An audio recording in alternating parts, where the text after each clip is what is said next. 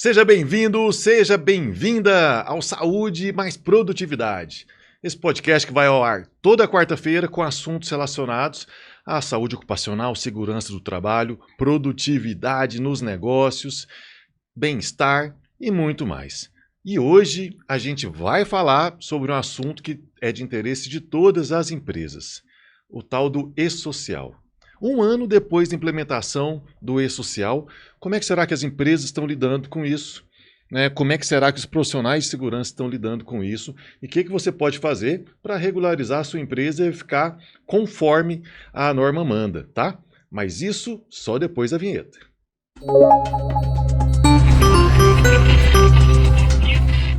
Voltamos, meu nome é Bruno Godinho, tenho a honra de conduzir esse podcast e recebendo aqui hoje comigo o Milton Ribeiro, ele que está aqui à minha esquerda. Seja bem-vindo, Milton. Prazer tê-lo aqui conosco. Obrigado, Bruno. Milton Ribeiro, que é engenheiro de segurança do trabalho do Estado de Goiás, coordenador de engenharia do Estado, é presidente da AGEST, presidente da ANEST, diretor regional do Centro-Oeste da ANEST, diretor de comunicação da Andest, ex-conselheiro do CREA por 2 mandatos, coordenador do CREA também por 2 mandatos, coordenador nacional do CEST e do CONFEA, coordenador adjunto do CDEN, coordenador adjunto do Fórum de Saúde e Segurança do Trabalho, do MPT, que eu também faço parte e tenho a honra aí de ladear com ele. Milton, dá tempo de fazer isso tudo? Dá tempo, sim. É só fazer um trabalho aí legal de divisão do seu tempo dia, aí você consegue fazer. E para quem é engenheiro de segurança, consegue fazer isso com maestria. Que método vocês sabem trabalhar. E do meu lado direito, também é um convidado super especial, o José Carlos, que é engenheiro de segurança do trabalho aqui do SESI. Ele também é engenheiro de produção, também especialista em engenharia ambiental, também com especialização em gestão de projetos, auditor interno e também é técnico de segurança do trabalho. Seja bem-vindo, José Carlos. Obrigado, Bruno. Boa tarde, Milton, os colegas que nos acompanham. Prazer estar aqui com vocês hoje. Vamos começar, como dizem, vamos começar do começo. E-social. Para quem é leigo, quem não está familiarizado com o assunto, Milton, o que é o e-social? De uma forma bem sintética e bem simples, é um sistema que o governo estabeleceu para que possamos fazer a comunicação e fazendo todas as informações necessárias para o governo. Ou seja, é uma forma é como se fosse uma declaração de imposto de renda, só que de informações das empresas. De uma forma simplificada seria isso. Tratando de segurança do trabalho, tratando aí de FGTS, tratando de registro trabalhista e todas as questões relacionadas a esta relação de trabalho, partindo desde o início do contrato até o momento da aposentadoria dele, ou seja, a vida do trabalhador está no e-social. E é importante ressaltar, Milton, que é um projeto audacioso do governo, que nasceu com um pezinho dentro do SPED, Bruno, lá em 2014. E ele não trata somente, como muitos falam, só trabalhista, previdenciário. Pelo contrário, ele tem uma pegada trabalhista, previdenciária e não se esquecer da pegada que ele tem muito forte, tributária. Exatamente. A tributação é o grande foco. Eu acho que é o motor, que faz esse sistema ir para frente e por isso o governo tem tanto interesse nele. E para quem não trabalhar da forma correta, obviamente vai sofrer as consequências com relação a essa tributação aí indevida ou informações faltantes, etc. E concluindo, Bruno, é um ambiente virtual que vai armazenar esses dados trabalhista, previdenciário e tributário que os órgãos do governo vão ter acesso para fazer esse monitoramento, ou seja, vai facilitar e muito o HH dos auditores fiscais do trabalho, por exemplo, Receita Federal, dentre outros órgãos importantes do governo, que vai conseguir conciliar um boom de informações em um ambiente virtual, ou seja, um sistema que vai fazer toda a parte pesada que hoje o governo não consegue conduzir, até pela baixa pela baixa pegada de mão de obra que tem hoje. E se por um lado vai facilitar a vida dos auditores, por outro lado vai deixar as empresas e empresários de cabelo em pé. Verdade. Mas Já tem mais de um ano que o E-Social está funcionando, está em prática. Como é que vocês veem que as empresas passaram esse período de adequação e como é que elas estão hoje? Bom, eu atuo no serviço público, né? Então, assim, existe um grande diferencial. Sim. As empresas, elas foram cobradas num período, vamos falar assim, existiram etapas de implantação e o serviço público, o governo, vamos dizer propriamente dito, ele foi beneficiado pegando as últimas etapas. Mas mesmo assim, eu acho que o governo, em muitas circunstâncias, tanto municipal, estadual e federal, eles deixaram para a última hora. Muita gente deixou para a última hora. E não estavam devidamente preparados para isso, né? A realidade é que a parte de segurança, saúde no trabalho, no serviço público, ela é um pouco precária. Milton, e aí se o poder público deixou para a última hora e eventualmente, né, alguma entidade não está prestando essas informações, será que o poder público também vai sofrer as consequências e penalidades, igual a empresa privada? É possível, mas a gente sabe que na prática mesmo o serviço público ele tem algumas prerrogativas. É possível que haja aí uma protelação para o serviço público ainda. Eu acredito, eu vejo nesse sentido, né? Porque você vai prejudicar um ente federado, você vai paralisar uma cidade, você vai paralisar um estado. Como é que fica isso? Você vai deixar de receber as verbas federais por conta disso? Você trava todo um ente da federação. Então, eu não sei. Eu, no meu ponto de vista, ainda acho que ainda vai ter um prazo maior ainda para eles ainda, algum incentivo para que eles possam se adequar. Eu concordo com o teu pensamento. Eu acho difícil acontecer algo nesse momento. Eu acho que é mais fácil, né, adequar-se ao novo prazo. Justamente por isso, né? Não vai parar um hospital, não vai parar uma escola, não vai parar o atendimento de segurança. É realmente bem complexo. Mas a iniciativa privada não é assim. Ela já está desde janeiro do ano passado tendo que prestar as informações. É isso, Zé Carlos? Bruno, é isso. Inclusive, para o órgão público que o Milton citou, ele entrou em janeiro de 2023. E isso, às vezes, traz até uma obscuridade, até para a parte técnica, até por conta desse vai e volta desde 2014, entra, não entra, e infelizmente algumas partes caiu em descrédito.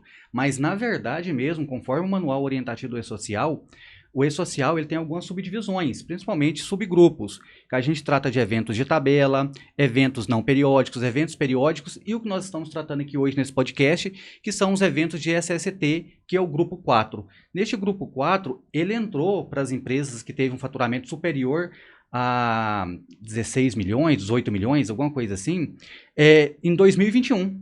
Depois a gente entrou com a segunda parte em 2022, teve uma subdivisão, e por último entrou os órgãos públicos em janeiro de 2027, ou seja, é algo que todo mundo está aprendendo com ele, mas a estrutura do E-Social, eu te falo para o Bruno, para você, Milton, e para os colegas que estão nos assistindo, é uma estrutura que já tem consegue atender já uma estruturação da empresa receber multa já digital. O preposto da empresa já receber essas multas, só que isso vai acontecer? Estrutura tem, que vai acontecer talvez sim, talvez não, como o Milton falou. Ele tem uma pegada muito forte tributária. E as empresas, elas estão adequadas depois desse período? Elas já conseguiram também, né, fazer os seus processos, promover esse atendimento? Ou você ainda vê que tem muita gente que ainda está faltando cumprir a cartilha? Bruno, pergunta muito bem colocada. Infelizmente, muitas empresas precisam cumprir a cartilha e eu digo mais. A maioria, eu falo de experiência própria, que nós já estamos aí já navegando por essas veredas já há alguns anos. Infelizmente, o manido brasileiro às vezes deixa por última hora. E o pior de tudo isso é a consistência das informações. Muitas empresas, profissionais da área estão preocupados em enviar informações para o E-Social. Tecnicamente, essa é a última coisa que a organização, que os colegas da área têm que se preocupar. A principal preocupação das organizações é com a qualidade da informação que vai estar sendo enviada. Porque isso pode depor e vai depor contra a empresa, como o Milton falou. É uma declaração que você auto está fazendo. isso ali para o governo. Se então você está fazendo uma informação que você não tem conhecimento ou domina aqueles dados técnicos que estão sendo enviados, isso é preocupante. Eu vou citar um exemplo. Hoje, para atender o E-Social, a parte previdenciária, nós atendemos com a parte técnica com o LTCAT. Decreto 3048, lá de 1999. E lá atrás, em 99, ele já citava que, em algum momento, ia sair o PPP eletrônico. E o que é o E-Social? Ele é realmente o PPP eletrônico. Então, a qualidade dessas informações, ela é primordial. E eu faço um parênteses. Dentro da tabela 24 do Decreto 3048 e também do anexo 4, né, do Decreto 3048 e da tabela 24 do E-Social, nós temos algumas informações muito relevantes. E a maioria delas sensíveis, até por conta de aposentadoria aos 25 anos, aos 20 anos e aos 15 anos, que tem o recolhimento na GFIP de uma alíquota de 6%, 9% ou 15%. E hoje, nós já observamos, em análise de documentação que nós fizemos, que muita empresa está pagando insalubridade, está pagando aposentadoria especial e não tem uma base legal porque está pagando aquilo. Ou seja, isso depõe contra a empresa, contra a segurança do trabalhador, e isso pode gerar uma série de consequências. Principalmente se não tomar cuidado por conta do decreto, do anexo 4, para ser bem específico, 90% tem o enquadramento ali na GFIP número 4, que é a aposentadoria aos 25 anos. E a gente já encontrou em documentos legais, infelizmente, essas alíquotas totalmente trocadas. Hoje, somente duas agentes têm enquadramento para 20 anos, para 25 anos.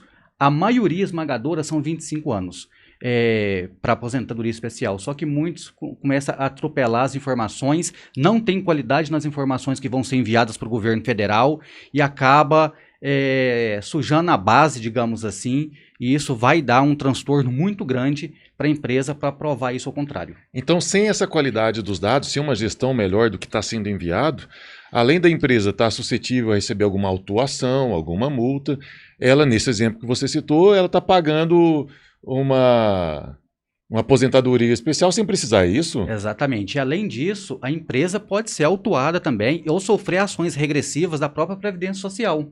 Ou seja, e isso não exime ela também de sofrer outras atuações de cunho trabalhista, uma reclamação trabalhista, e isso vai arranhar a imagem da empresa, vai ter uma outra série de consequências se não tiver essa preocupação técnica com a qualidade da informação que está se enviando para o governo.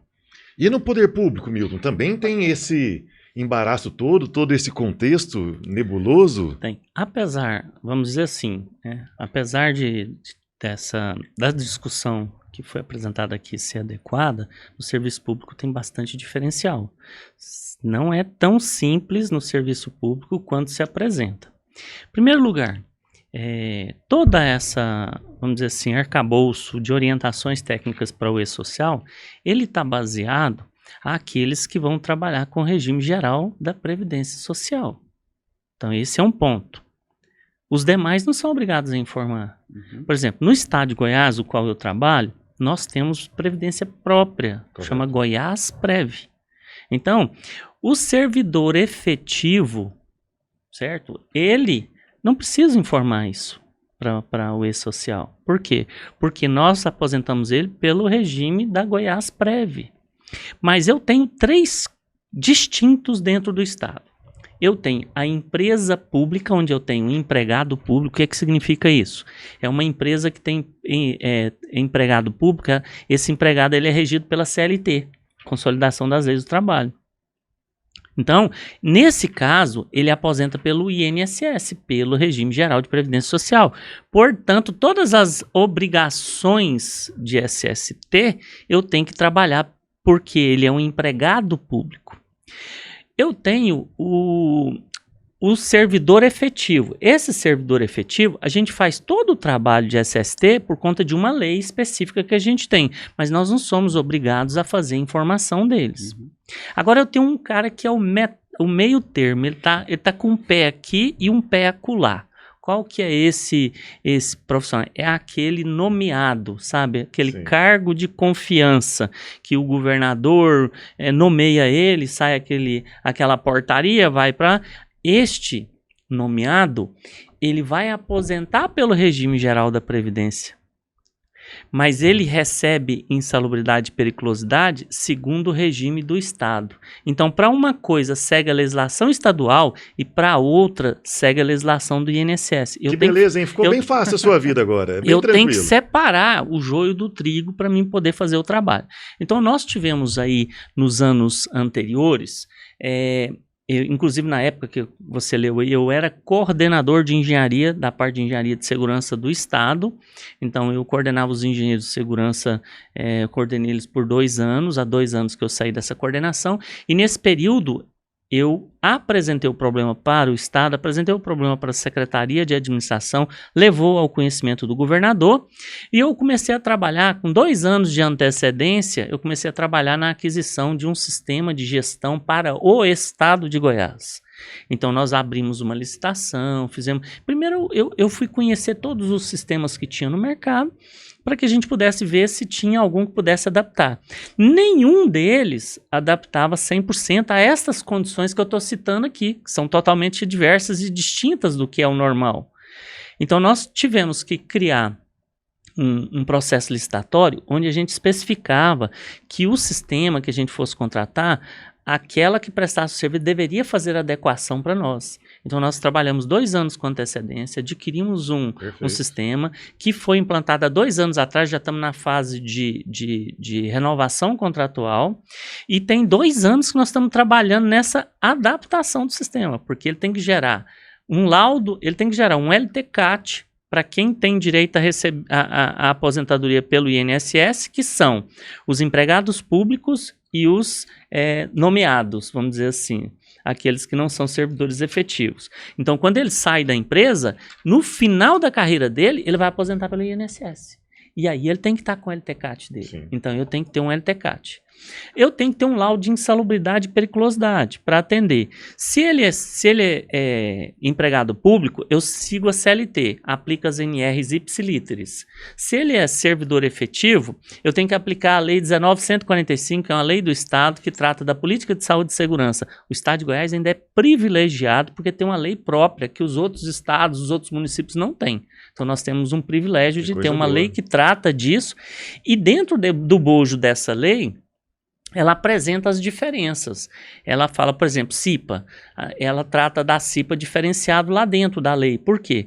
Porque nosso servidor já tem estabilidade. Por que eu tenho que tratar de estabilidade dentro de uma norma de CIPA? Então eu tenho que fazer... Não faz sentido. Eu tenho lá, por exemplo, dentro dessa lei, ela trata do tempo da gestão da CIPA, que não é 1 ano, é 2 anos para o Estado. Então, existem umas diferenciações dentro dessa lei para adequar. Os percentuais, tem a outra lei de insalubridade e periculosidade, que é a parte, que é a 19.553. 19.573. Que ela também, ela não tem todos os itens de periculosidade, de periculosidade, e os percentuais de insalubridade e periculosidade são diferentes para o Estado, e a base deles é o salário ou a remuneração, sendo que para a CLT, a insalubridade, a base é o salário mínimo. Então, existe toda uma diferença. Quando eu vou lançar o meu laudo dentro do nosso sistema, eu tenho que encaixar o laudo de acordo com a competência de cada contrato que eu tenho diferente. Então, o Estado, ele é muito mais difícil de trabalhar do que a empresa privada. Então, ao contrário, por que estão dando mais tempo para o Estado? É exatamente a complexidade. Não existe nenhum sistema hoje no mercado totalmente preparado. Nós adquirimos um que estava no mercado com o compromisso dele fazer a adaptação. E hoje a gente está criando todos esses modelos, todas essas adaptações estão sendo implementadas dentro do nosso sistema. Esse sistema que foi adquirido foi contratado pela Secretaria de Administração para que todos os órgãos públicos possam utilizar. Então, todos os órgãos públicos do Estado de Goiás estão usando o mesmo sistema, a mesma forma de gestão. E ela é gerida pela Diretoria Executiva de Saúde e Segurança do Servidor, que é vinculada à SEAD. Olha para você ver. E nós temos os SESMITs separados. Na realidade, nós somos um pacotão, é o maior SESMIT público do país. Nós temos aí uns 256 pessoas, somos 14 engenheiros de segurança, 20 médicos do trabalho, 56 técnicos de segurança, fora médicos de outras especialidades, psicólogos, fisioterapeutas, etc. Que bacana.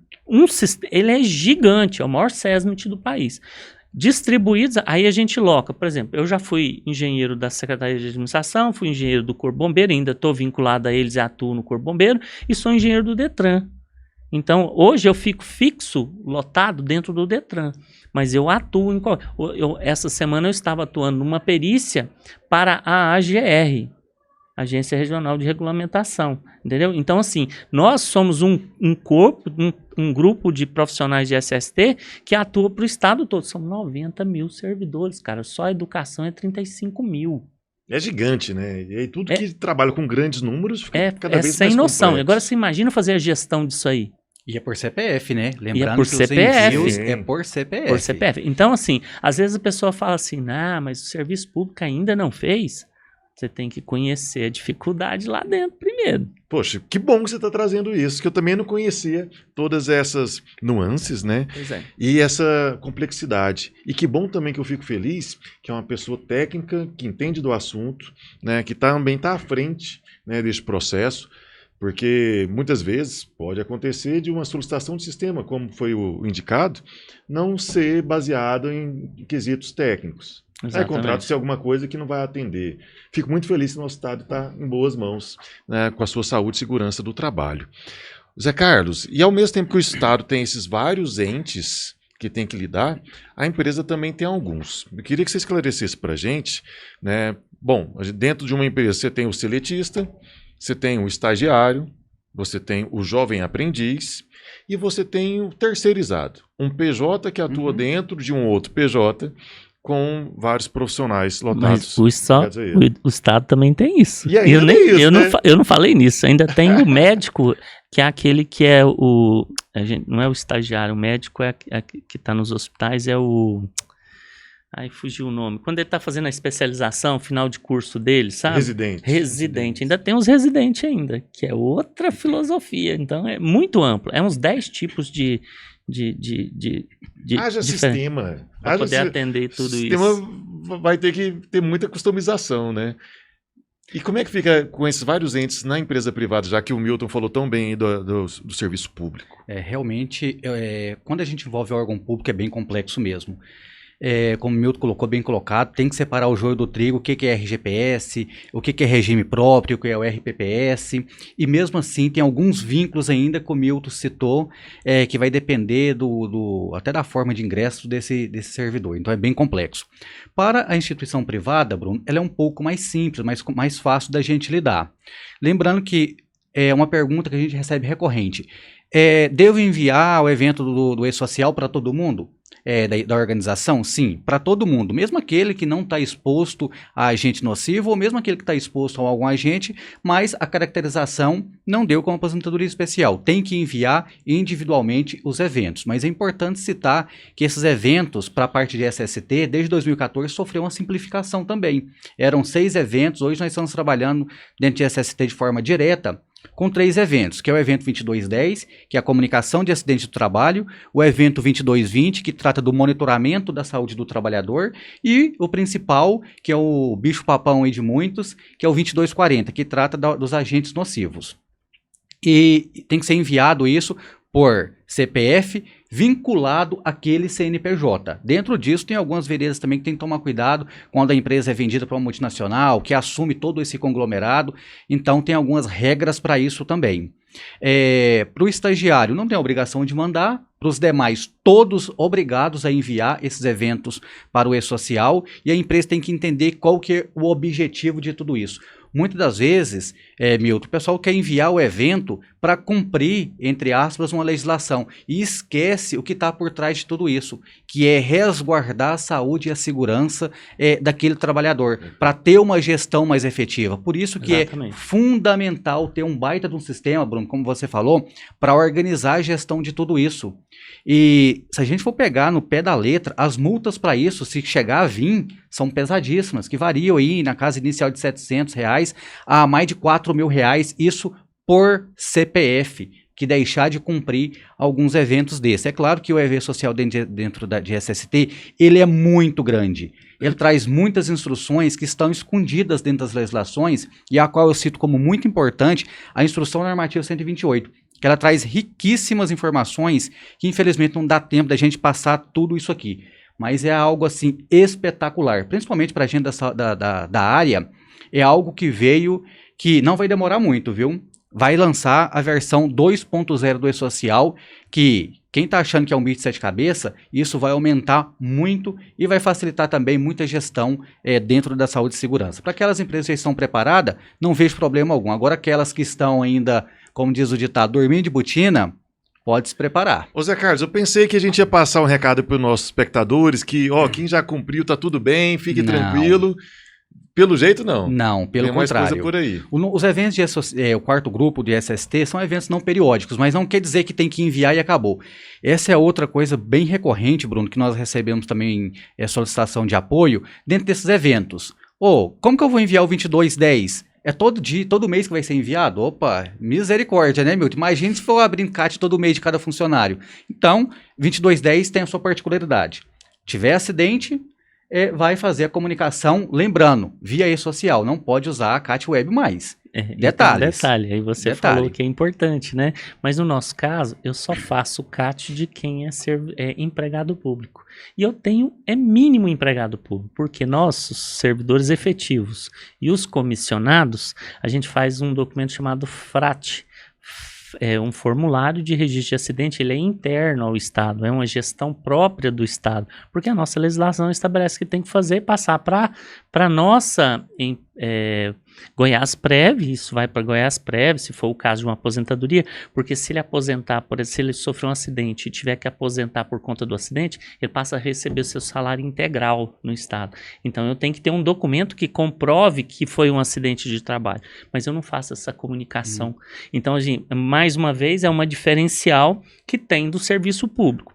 Mas todos os empregados seletistas eu faço através do sistema que a gente adquiriu. E diferente um pouquinho do RGPS, que quando for se afastar, ele vai ter uma diminuição da renda, que não vai receber 100%, mas seus 91%. Exatamente. E retomando aqui, só para a gente finalizar, Bruno, essa parte, esse bloco, o 2220, como que a gente vai enviar ele?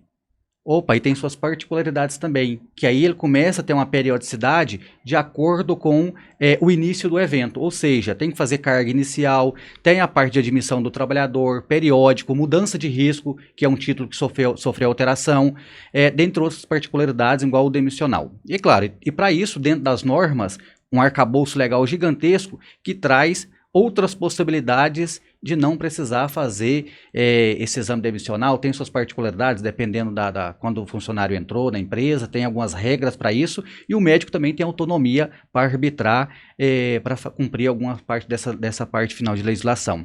E o 2240, ele vai ter carga inicial lá desde 2021, 2022, 2023, daqueles trabalhadores que já faziam parte do quadro da empresa, e depois tem algumas atualizações, que são mais ou menos umas 7, que tem que tomar muito cuidado quando for fazer isso, essas cargas inicial.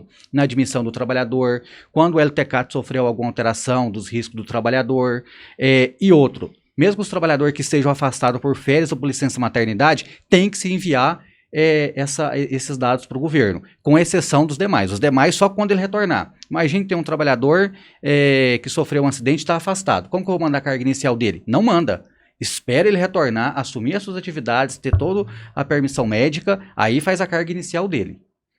E aí a empresa que está em dúvida sobre como fazer tudo isso, tem que recorrer a um profissional prevencionista, um engenheiro de segurança, um técnico de segurança. Inclusive o próprio SESI está à disposição de vocês. Convido vocês a conhecer os serviços, né, e soluções de saúde e segurança do trabalho do SESI. O que eu queria trazer também para a mesa, a gente está falando muito do E-Social, plataforma. A gente falou que a gente precisa que os clientes, sejam públicos ou sejam privados, precisam de um sistema, que a gente precisa fazer gestão, mas a mola propulsora disso tudo é a saúde, o bem-estar, a segurança do funcionário, do servidor. Né? O que antecede ao E-Social é a prevenção. Como que vocês, profissionais prevencionistas, estão trabalhando cada um na sua esfera? Então, no serviço público, como eu estava falando, nós temos no Estado de Goiás, nem todos os entes possuem legislação própria, mas no Estado de Goiás nós temos uma lei que chama Política de Saúde e Segurança do Servidor Público, 19.145, ela é de 2015, 29 de dezembro de 2015, e nessa legislação ela estabelece todos os programas de prevenção, os programas para cuidado da saúde, ou seja, dá todo o plano de trabalho para que a gente possa exercer. Então, dentro do Estado, a gente tem um programa plurianual, né? A gente tem um plano de trabalho, a gente monitora cada SESMIT, cada empresa mensalmente. Então, o coordenador do SESMIT do Detran, hoje nós estávamos fazendo um relatório lá. Aí tem um relatório, tudo que fez, LTCAT, PGR, Parará, treinamento, capacitação, CIPAT, SERCOM, aí vem tudo quanto é item que você imaginar, é controlado mensalmente o que foi feito por cada SESMIT enviado para a gestão no Estado. Ou seja, a gente faz um monitoramento mensal e faz um acompanhamento da progressão dessas atividades. Tudo isso para prevenção, proteção da segurança e saúde do servidor. Primeiro a gente faz isso. Sim. Por consequência, você tem as informações para você enviar para o e-social. Na realidade, o e-social é um registro, é escrituração. O seu serviço tem que realizar. Lá no início do e-social, como foi dito, você tinha que colocar, inclusive, capacitações, tinha as tabelas de capacitação, todas as atividades previstas na segurança do trabalho, elas estavam lá dentro. Hoje ela foi reduzida para poder fazer, mas é aquilo que o colega falou, daqui uns dias vai começar a aumentar. Não, agora você vai colocar os EPI. Tu vai ter que lançar lá a ficha de EPI lá dentro. Daqui um pouco vai chegar. Cadê os treinamentos? Capacitação de NR10, capacitação trabalho em altura, etc. Você vai ter que lançar lá, vencimento e tal. Para quê? Para você controlar e dar autorização para o trabalhador executar ou servidor executar. Uma coisa que no Estado é bem diferente, não sei se vocês já observaram, se você pegar o CNPJ de qualquer serviço público, de qualquer órgão público e procurar na tabela, ele é grau de risco 1 e 2. Qualquer serviço? Vai lá na tabela para você ver. É grau de risco 1 e 2. Então, você tem tudo é dilatado para o serviço público, entendeu? Entendo. Tudo é grande. Você não tem grau de risco 3 e 4. Você não vai achar isso lá. Nem o corpo de bombeiro, nem a polícia. E tem mais. Esses, inclusive, eles têm uma legislação própria. Segue legislação militar. Sim. Entendeu? São militares. Então não tem direito à insalubridade, periculosidade. Tudo está embutido no soldo dele. Você não faz laudo de insalubridade, periculosidade. Não precisa disso. Porque a legislação dele é específica. O salário que ele recebe chama subsídio. Tudo que está envolvido no subsídio já está embutido, ele não pode receber nenhum adicional a mais em cima daquele soldo. Então são legislações diferentes, nós temos que sempre lembrar. Eu faço tudo para eles, faço toda a prevenção para eles, né? Mas eles têm tratamento diferenciado. Entendi. Isso, Bruno, só reforçando o que o Milton está falando, são desafios comuns. Independente se é um órgão público, se é uma organização privada, ela vai ter esses desafios para fazer essa gestão. E aquele profissional que está de olho nisso, ele consegue com sucesso, inclusive até ter uma progressão, se ele conseguir realmente fazer a gestão como se deve. Não preocupar em enviar os dados, mas preocupar com a qualidade daquela informação que está sendo enviado e o atendimento disso vai ser consequência.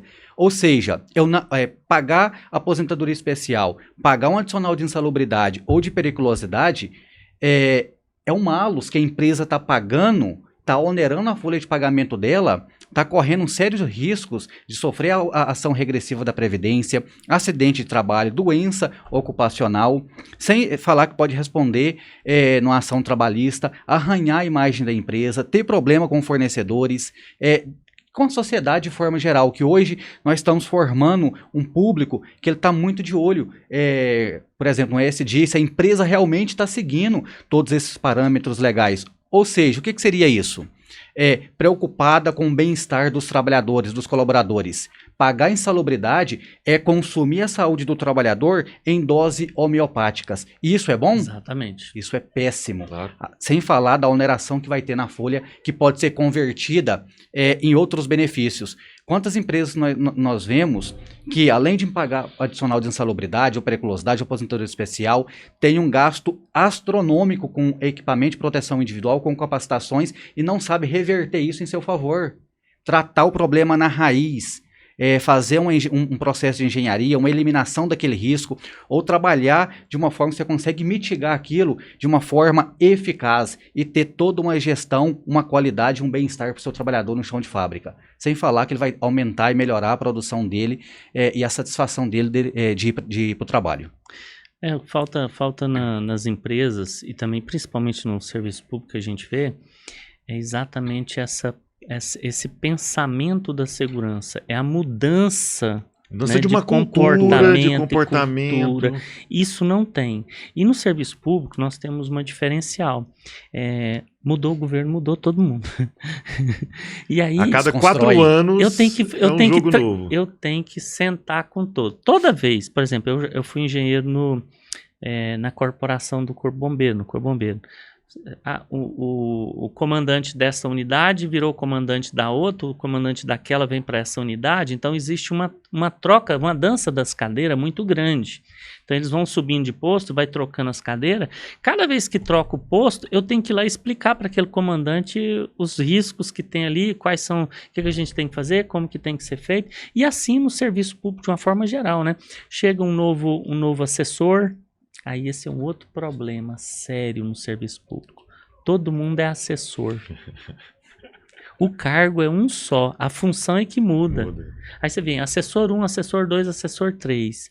E aí você vai lá, o que esse cara fala? Esse aqui é eletricista. Aquele ali é encarregado de manutenção. Aquele outro lá é digitador.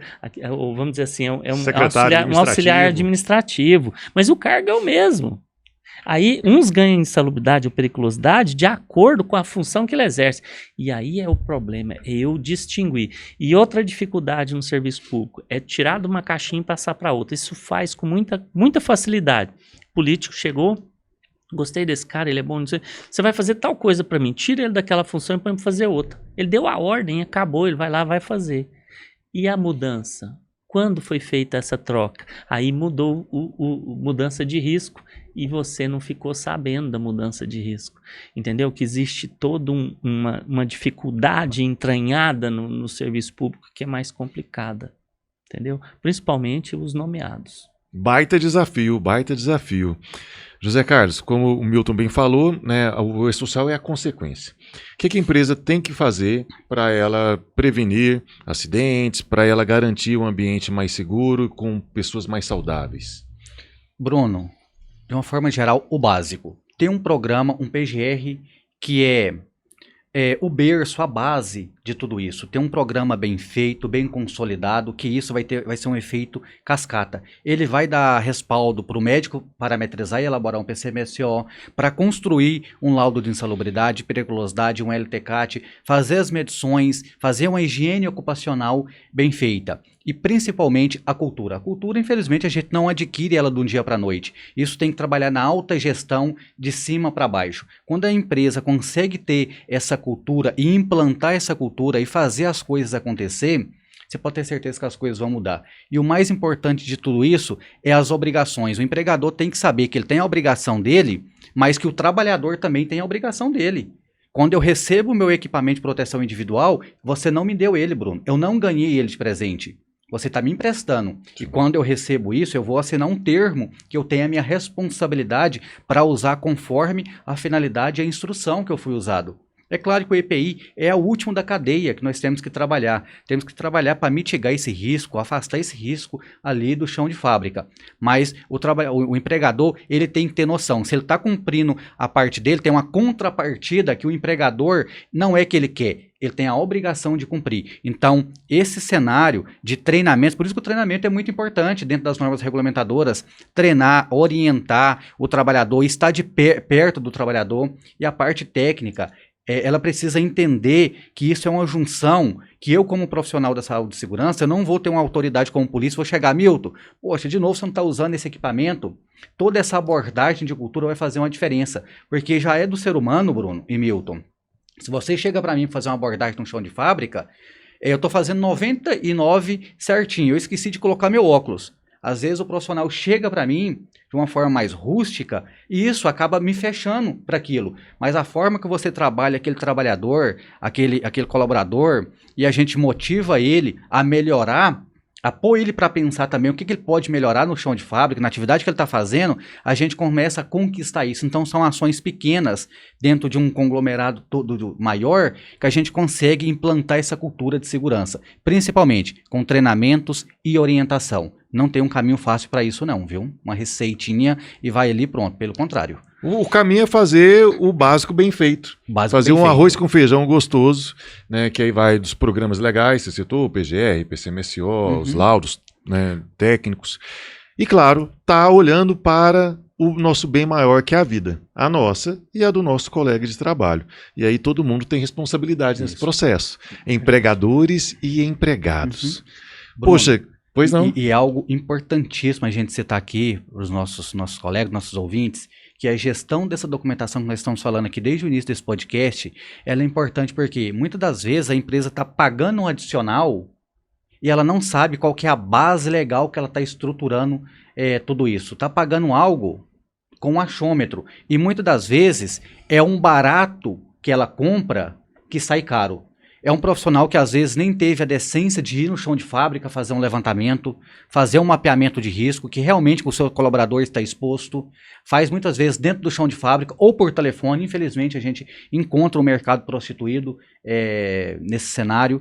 Sem falar que isso, o barato vai sair caro, às vezes ele vai receber um laudo que está falando para ele pagar adicional de insalubridade, como eu já fiz algumas auditorias relacionado a isso. De uma empresa de um ramo de cosméticos, tinha recebido um laudo 3 em 1, que é insalubridade, periculosidade, LTCAT, tudo num caderno só, que trazia as informações ali, a descrição das funções dos trabalhadores, como se fosse dentro de um hospital.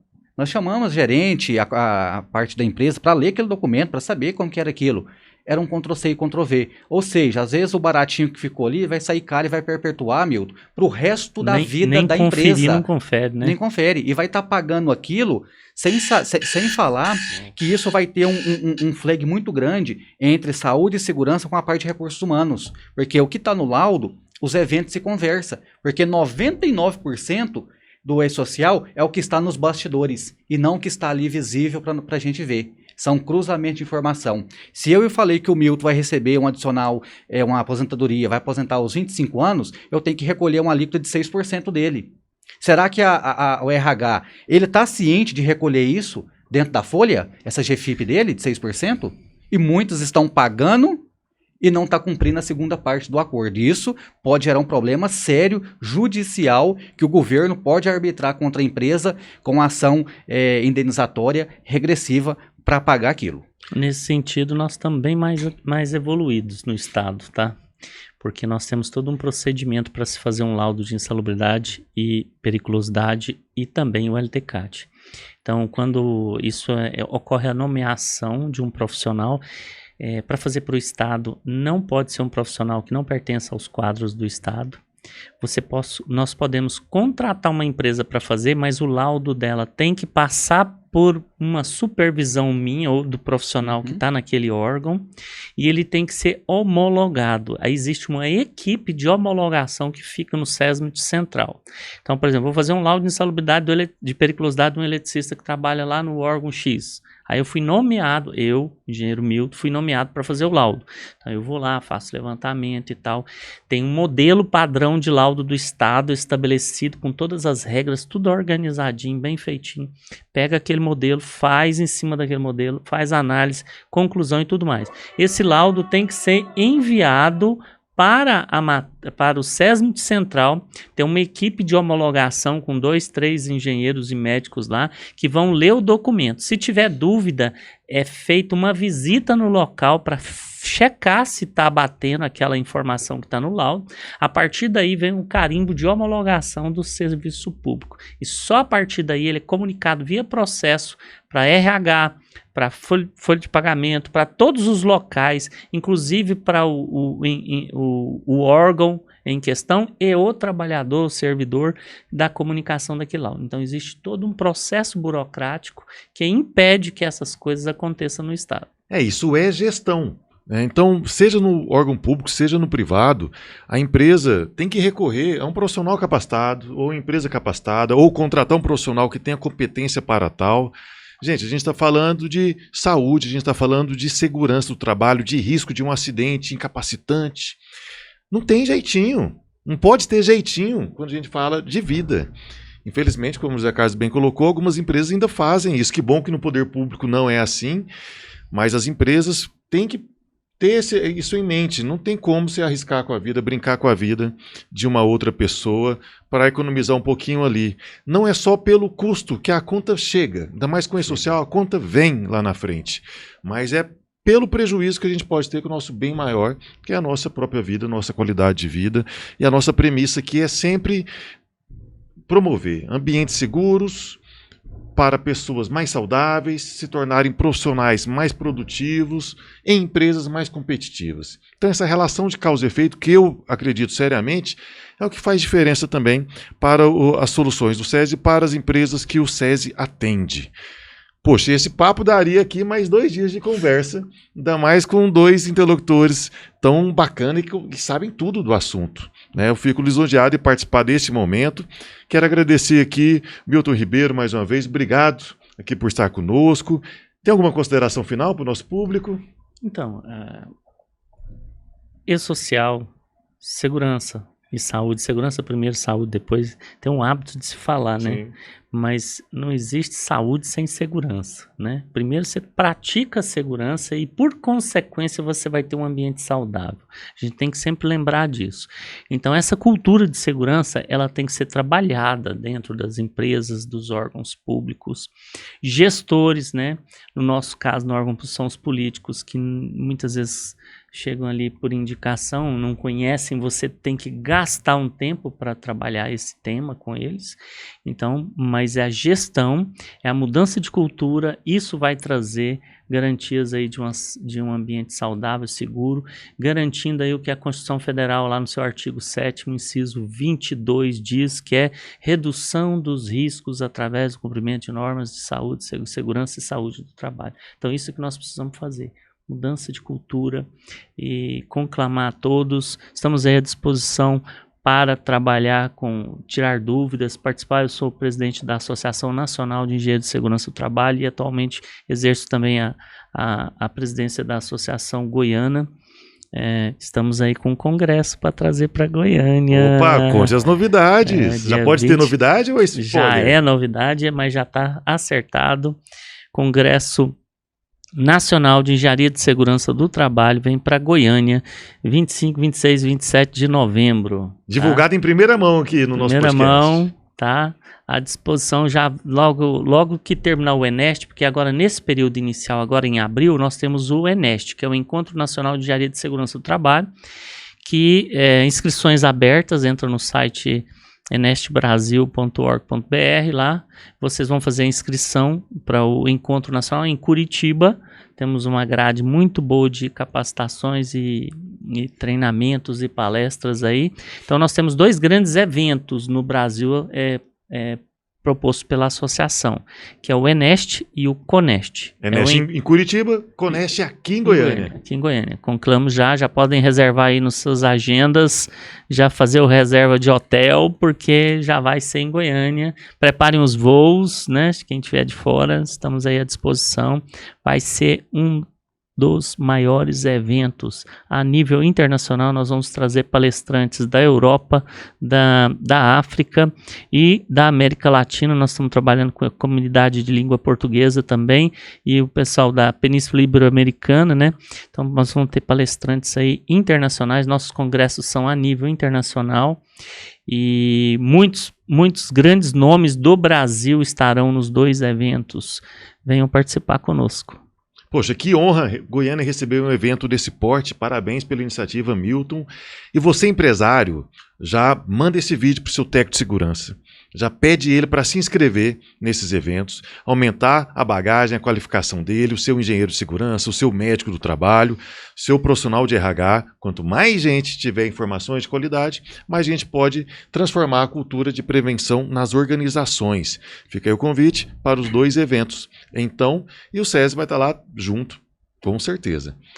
José Carlos, obrigado aqui pela presença, obrigado aqui por prestar mais essas informações conosco, pelo trabalho que tem feito aqui no SESI também. Suas considerações finais. Bruno, gratidão por esse momento, um momento riquíssimo e muito bem acertado, um tema pertinente que nós estamos trazendo aqui para o nosso público. E se precisar de um trabalho relacionado a essa parte de segurança de saúde do trabalho, nós temos toda uma equipe para fazer esse atendimento, desde os técnicos, médicos, engenheiros, um laboratório gigantesco de higiene ocupacional. Nós conseguimos fazer e atender o seu e-social de ponta a ponta, inclusive com a mensageria para o governo, dentro de um sistema com todos os níveis de segurança, para fazer um atendimento de qualidade, inclusive a elaboração dos laudos, onde se conversa um programa com outro até chegar no funil final disso, que é a saúde e segurança do trabalhador. Bacana, muito obrigado. E quem quiser vir para o evento citado pelo Milton aqui em Goiânia e não achar hotel, pode ficar hospedado na casa do Zé Carlos. Vai ter prazer em hospedar todo mundo. E finaliza aqui agradecendo aqui nossa equipe, Juliane Caldeira, meu xará Bruno, sempre presente conosco, Sandra Persim, Sandro Mabel, Paulo Vargas, e agradecimento mega especial para você que nos acompanha toda semana. Muito obrigado e te vejo no futuro com mais segurança. Thank you.